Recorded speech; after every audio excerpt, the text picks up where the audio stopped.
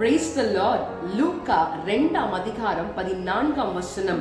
உன்னதத்தில் இருக்கிற தேவனுக்கு மகிமையும் பூமியிலே சமாதானமும் மனுஷர் மேல் பிரியமும் உண்டாவதாக என்று சொல்லி தேவனை துதித்தார்கள் என்று வாசிக்கிறோம். பிரியமானவர்களே, நீங்களும் நானும் அவரை துதிக்கும்படியாக, அவரை உயர்த்தும்படியாக தானே நாம் படைக்கப்பட்டிருக்கிறோம். இந்த நாளிலேயும் நமக்காக இந்த உலகத்துல வந்த தேவாதி தேவனை நாம் உன்னதத்தில் இருக்கிற தேவனுக்கு மகிமையை செலுத்தும்படியாக, பூமியிலே சமாதானத்தை கொடுக்க வந்த தேவனுக்கு கனத்தை செலுத்தும்படியாக இந்த நாளிலே அவர் சொல்லி இருக்கிறபடியே என்னை மகிமைப்படுத்தும் எந்த ஸ்தானத்திலும் நான் வந்து உங்களை ஆசீர்வதிப்பேன் என்று சொல்லியிருக்கிறாரே.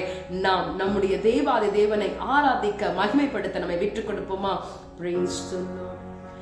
உன்னத தேவனுக்கே மகிமை, உலகில் சமாதானமாமே, காரிருள் நீங்கிட குவளையம் மீதிலே பேரொளியாய் ஜெனித்தார். அல்லேலூயா, அல்லேலூயா, அல்லேலூயா, துதி அவர்க்கே. அல்லேலூயா, துதி அவர்க்கே.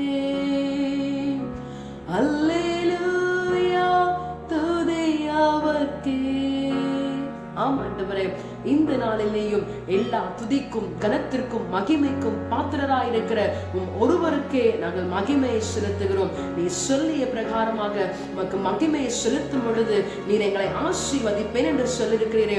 இந்த நாளையும் எங்களையும் கரத்துல விட்டுக் கொடுக்கிறோம். எங்களை ஆசீர்வதியும் பொறுப்பெடுத்துக் கொள்ளும். இயேசுவின் நாமத்தில் ஜெபிக்கிறோம் எங்கள் ஜீவனோட நல்ல பிதாவே. ஆமென். God bless you. Have a blessed day.